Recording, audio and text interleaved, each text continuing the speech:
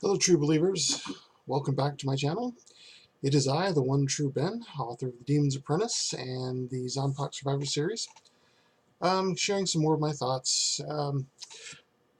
It's been a couple weeks since this whole Cockygate thing started, and I kind of wanted to throw out some thoughts, lessons that I think we could learn from this.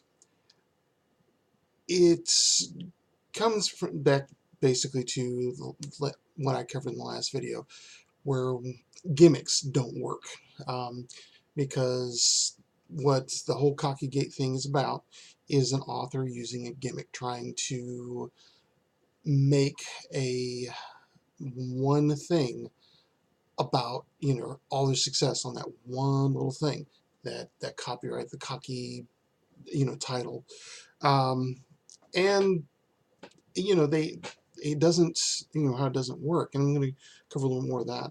But that is going to lead me into basically healthy habits for writers, because we've seen what we're seeing right now, what an unhealthy habit can lead to, or unhealthy habits can lead to, or an unhealthy attitude and things like that. But also, there's some big names that have been weighing in on this, and when it comes down to it, I kind of ask myself, who the hell am I? Why would you even listen to me? But I think I've got some, you know, got some chops on this. I think I have a few things going on here. Um, and this is why I'm opening my big mouth. Um, in in the independent writing world, I am kind of a unicorn, just a unicorn you've never heard of. So I guess I am the hipster's, the hipster's dream. I'm that obscure, that obscure author you've never heard of. But the um, the whole thing with that is, I if there's a mistake in writing, I've either made it or someone's had to talk me out of making it. That's been, I've been writing seriously since about 2007.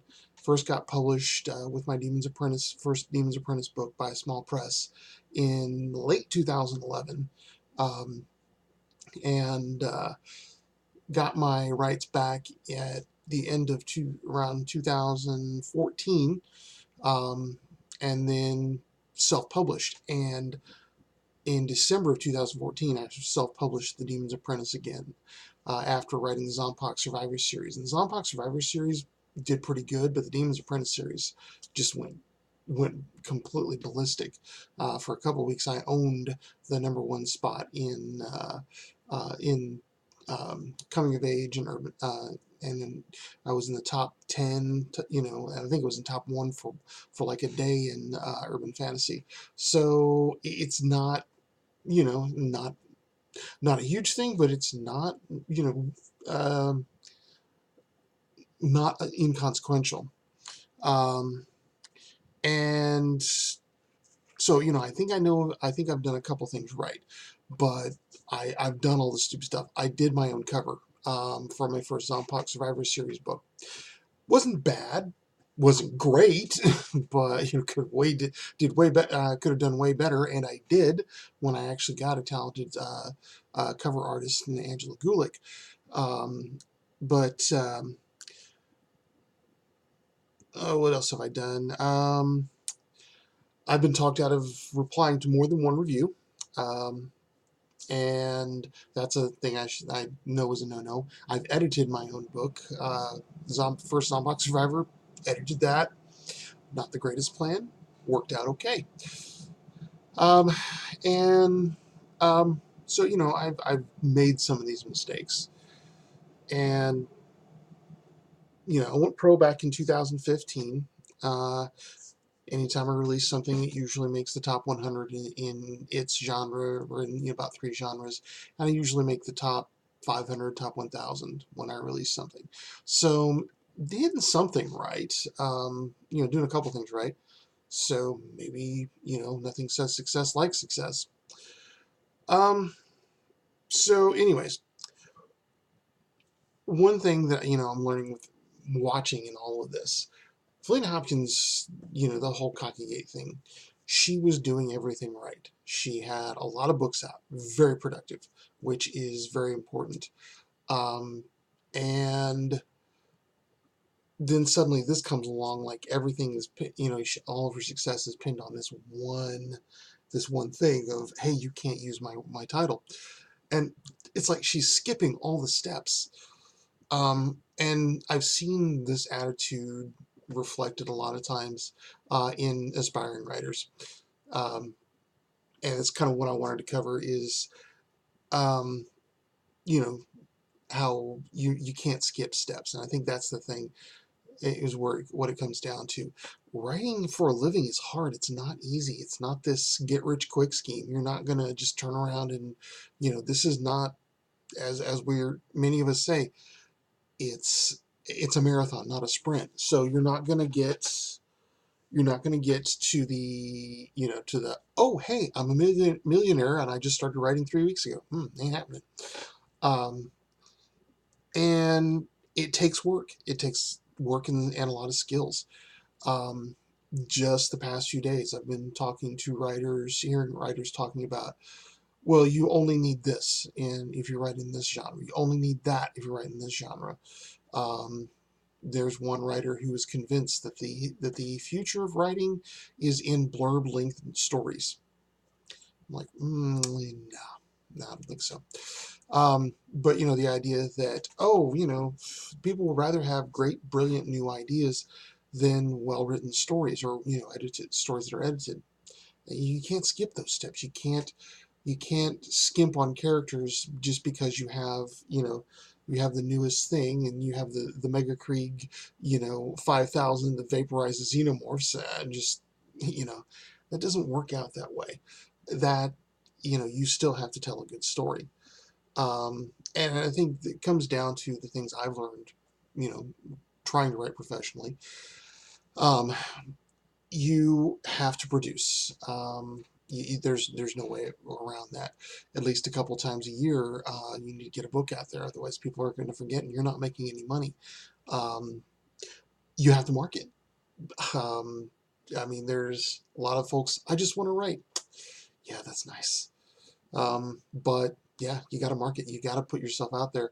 And people talking about it. Well, I'm not in it for the fame. Of course, you're not in it for the fame, but you are a business. And usual caveat: this is for writers who want to go pro. If writing is your zen, do your thing.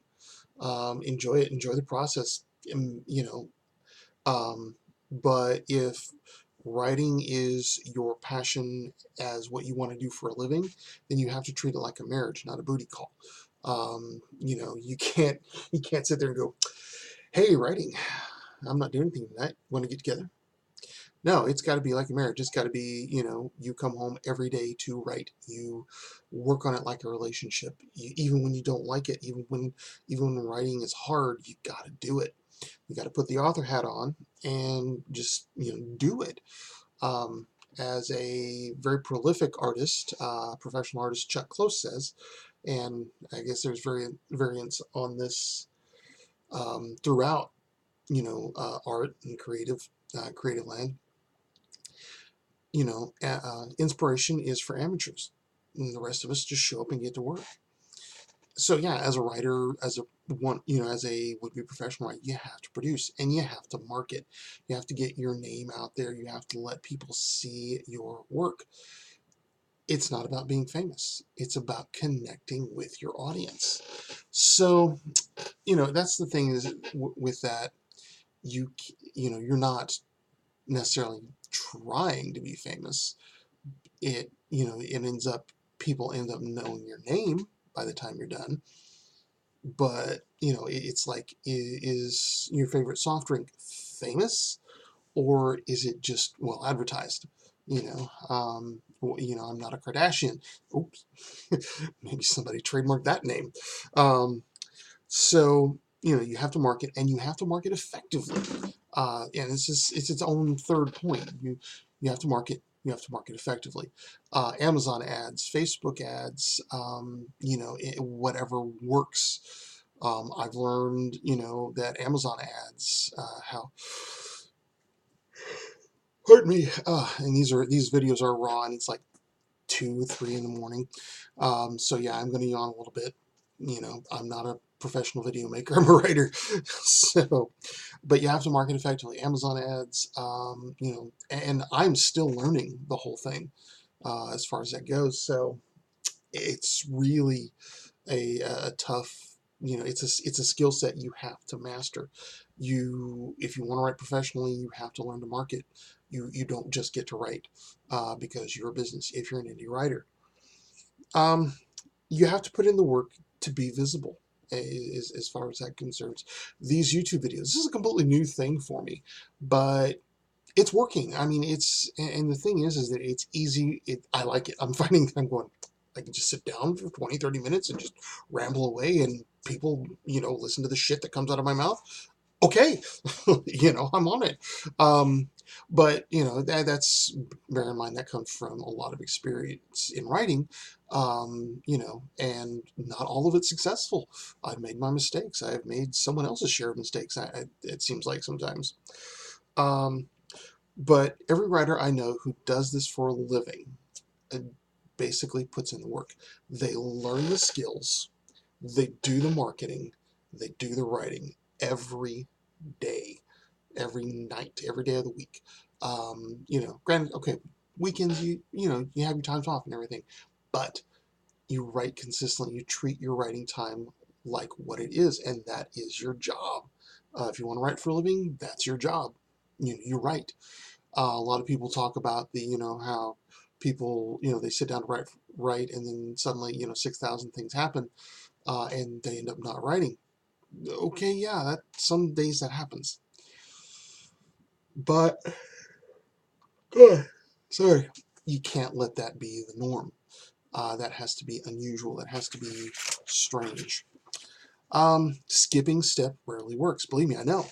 I skipped steps before, and having to go back and relearn and reblue and put put things back together, and be productive again. And sometimes life gets in the way. There is a quote from Star Trek: The Next Generation, where Picard says basically, you can do everything right, make no mistakes whatsoever, and still not succeed. Sometimes life gets in the way. If you've got kids, oh my God, you know, um, you know, total props to you, especially if you haven't eaten them yet. Um, because that's, if you're a mother or a father, oh man, that's total props. I mean, I, I have to give a lot of respect to folks who have raised kids, who are raising kids. It's just not an easy thing. So writing is hard if you want to do it for a living. A lot of and a lot of advice I hear people give to writers is really, there's two kinds of writers. I think I've gone over this before, but because I'm this way, I will say it again. I love to hear the sound of my own voice. Um, Actually, I hate it, but um, there are two kinds of writers. There are people who write because they love it, because it's their zen, it's their therapy, it's their hobby. Although I hesitate to call it a hobby, because writing is a joyful thing, just like painting or singing or any other creative thing. It's a joyful thing. You have to really love it in order to do it well, because you got to put a lot into it, and you got to put a lot of heart, a lot of soul into it. Which, yeah, I get a lot of people may not want to put it out there. I mean, that's a lot of vulnerability. And if you're not doing it for a living, you don't, you may not need to deal with that level of vulnerability. There's no shame in that. It's a matter of integrity to yourself. But if you are a writer, and you want to be a writer for a living, then that's what that's um, a different approach. And yeah, you gotta throw the old sensitivity, to other people's bullshit, out there. You're in an arena now. That's the best way to describe how brutal it is. And I had a I've had some some writers go how typically American or masculine, and it's like, no, this is we're putting ourselves in a brutal field. And if you don't acknowledge that, if you don't look at it and go, yeah, this is going to be tough, you're lying to yourself. If you're thinking you can skip steps, you're not gonna do well, because it's a business. In the end, it's a business we love. It is a business, doing things we absolutely love and adore. But by the same token, it's a love like a marriage, not love like a, hey, writing, what you doing? Want to get together tonight? No.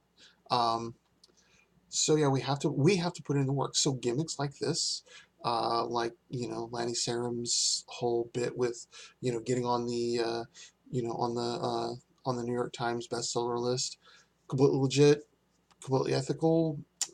Some may say one way or the other, but if you're having to ask questions like that, then you probably don't need to be doing it. If you can't look everybody in the eye, if you have to defend what you're doing to everyone, then yeah, you might want to look at what you're doing and do something different. Um, I mean, so yeah, it's like that. But which gets to another issue, because with this whole thing, there was an open letter to the Cockygate author.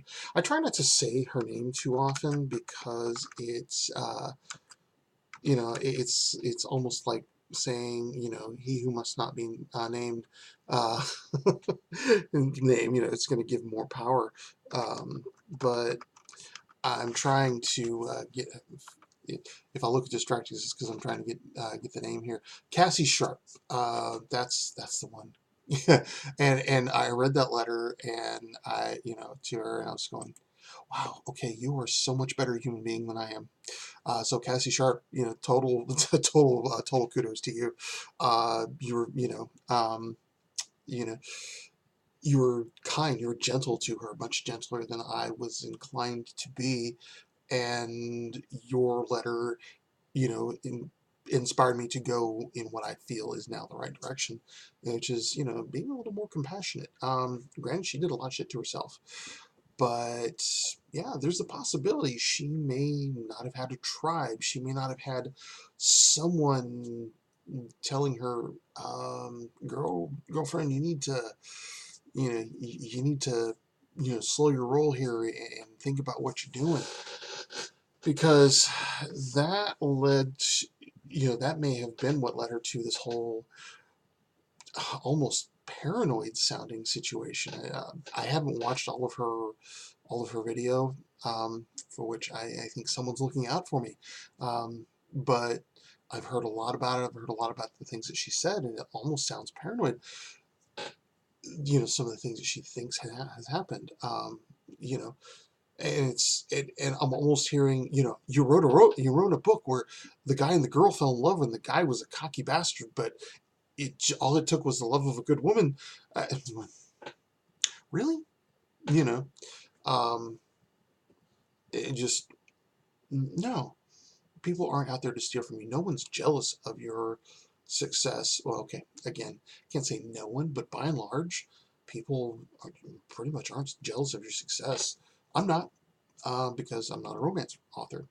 Um, Still think what you did was kind of shitty, but you know, maybe yeah, you didn't have someone out there watching your back or watching your ass, watching you, keeping you sane. Because this was not a sane move. So that kind of led me to one of the ubiquitous posts that I keep on seeing about how do you beat writer's block. I was reading through all these things and listening to people saying, and okay, so the professional writer in me is going, no, because I don't believe anything should take the place of writing time. Um, I think you should give yourself permission to write badly. But I look at these suggestions, and these are some good ideas.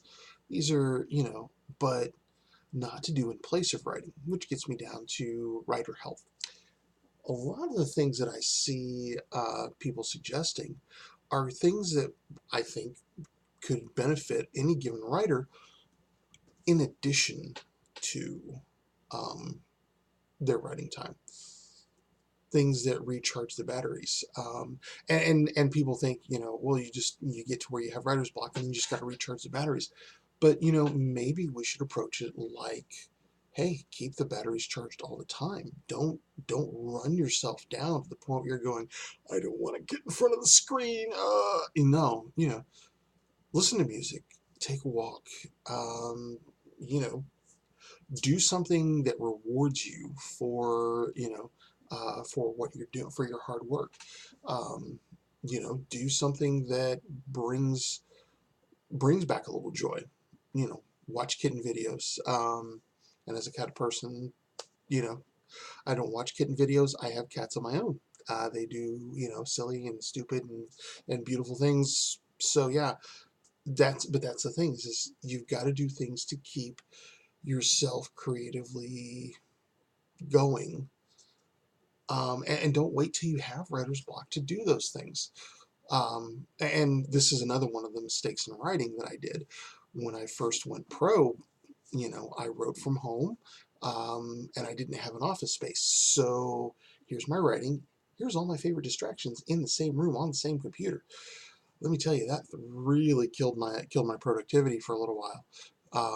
Now, it's one of those things of I'm developing an office space that I go to, that's where I write, because that is me going to work as opposed to me sitting down in front of my computer where Skyrim and Fallout and all of my favorite games are.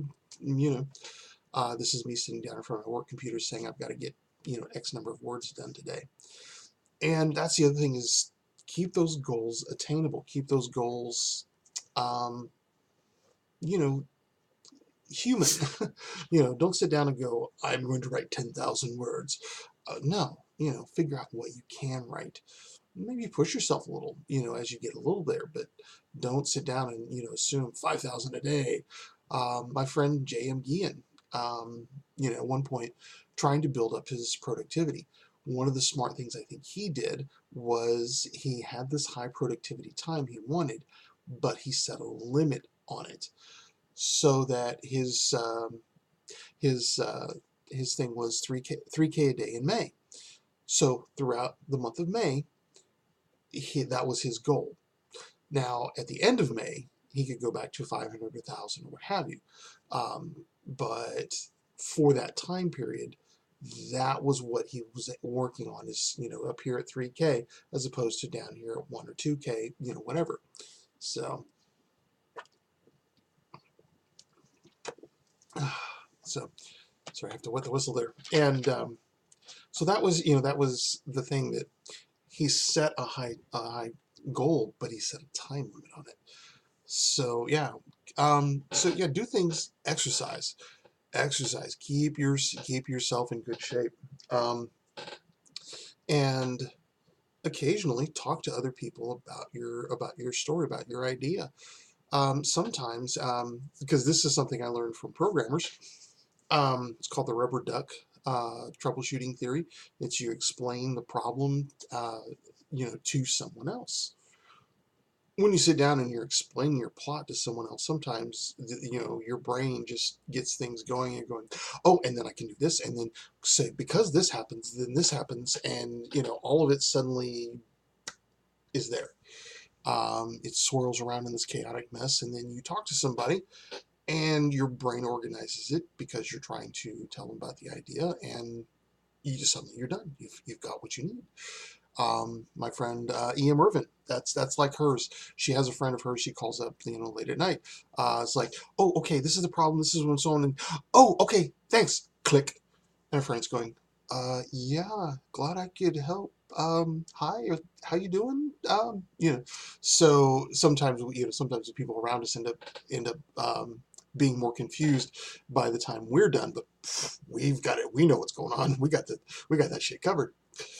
So yeah, I mean, the thing is a lot of times though, don't let these things be what you do instead of writing. Do them in addition to writing.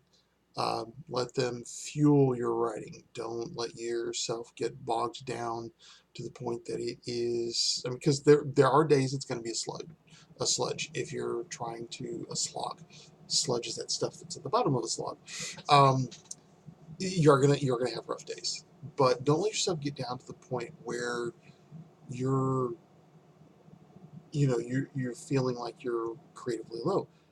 Always be recharging that. Always listen to your good, to your favorite music. Always, do those things, but not instead of writing. Use those things in addition to writing to keep yourself flying.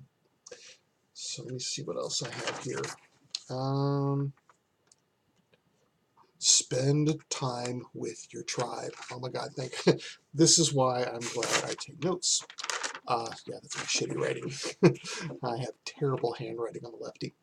But spend time with your tribe. Even introverts need a little human contact.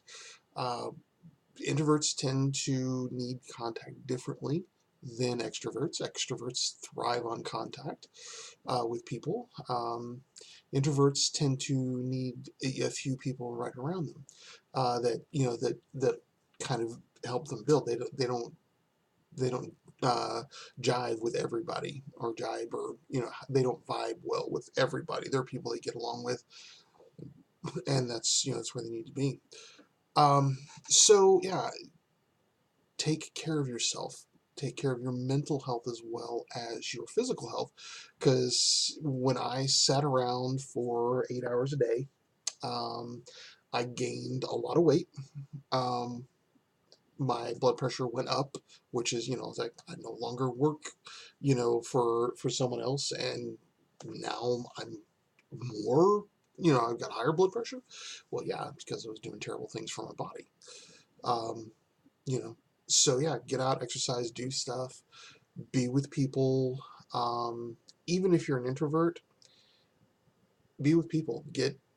And especially if those people are, not just your family. Um, I will always, say go to cons if you get a shot to go to at least one con. Make those contacts. Besides which, it will get your name out there. But that's one of 1,000 ways to do it. No one says you have to go to cons. No one says that's the only way to get it out there. But it helps.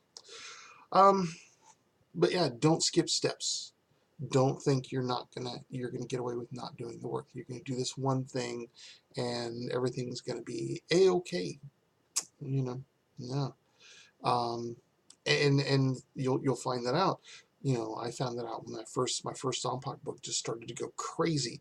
Which, by the way, thank you to Sean Chesser, the eternal thank you to Sean Chesser for that first mention of my book that made it go crazy. And, I'm like, oh my God, but at the end of the month, that was only, you know, that only, you know, $1,600, but that was a month at 99 cents. But it was something that made me, that gave me hope. Um, but it also really, really made me realize, this is not enough. This is not going to be enough to go do it for a living. Now, if anybody's ever interested, I'll tell you, I'll tell the story of, all the ways that I did everything wrong and still seemed to come out right. But, or, how things went really, really backwards for me. Because that really does seem to be half my career, is about things happening backwards that I just going, oh, yeah, sure, okay. Yeah, that's where that happened. But in the end, you do have to take care of yourself. In the end, you can't skip the steps. That's why you have to take care of yourself. So, want to close with reiterate my two basic rules. One, make it easy. Make it easy for people to find you. Make it easy for people to buy your book. Make it easy for people to want to buy your book. And that means make it easy for people to like you and to get to know, or if not like you, then at least get to know you. People will buy from someone they know more than they will buy from, someone that is that they don't.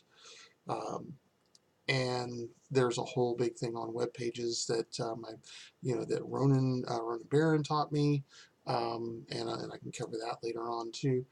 Just a whole big long list of stuff we can go over. I can go over and just blabber about. Rule number 2: be positive. Never let anyone hear about bad sales times. Oh, I'm not making any money. Be positive, because people hear what you're saying. And if you're saying my book isn't selling, actually people are hearing what you're not saying. It's like if you're saying my book isn't selling, people are hearing my book is shit. Because my book is bad and I don't understand why I haven't, no, don't let people know that. Never let them see you sweat, never let them see you cry. um, which is, by the way, different than some folks who are dealing with very powerful situations. Everything from physical medical issues like cancer, fibromyalgia, and just things like that. Yeah, people need to see that. People need to know that that's out there, because that is a big signal you're not alone. Likewise, mental health. If people are dealing with depression, or PTSD, or anything like that, that's different. If you're dealing with that, and you want to let people in on that, which a lot of times takes tremendous amounts of courage, that's different than, hey, my book isn't selling.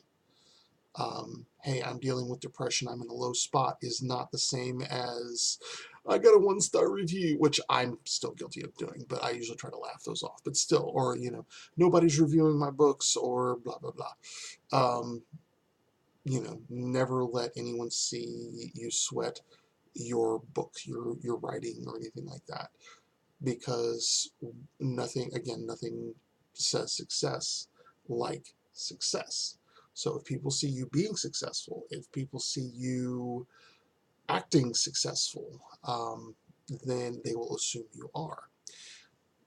And that will, I got a very powerful object lesson in this a few days ago.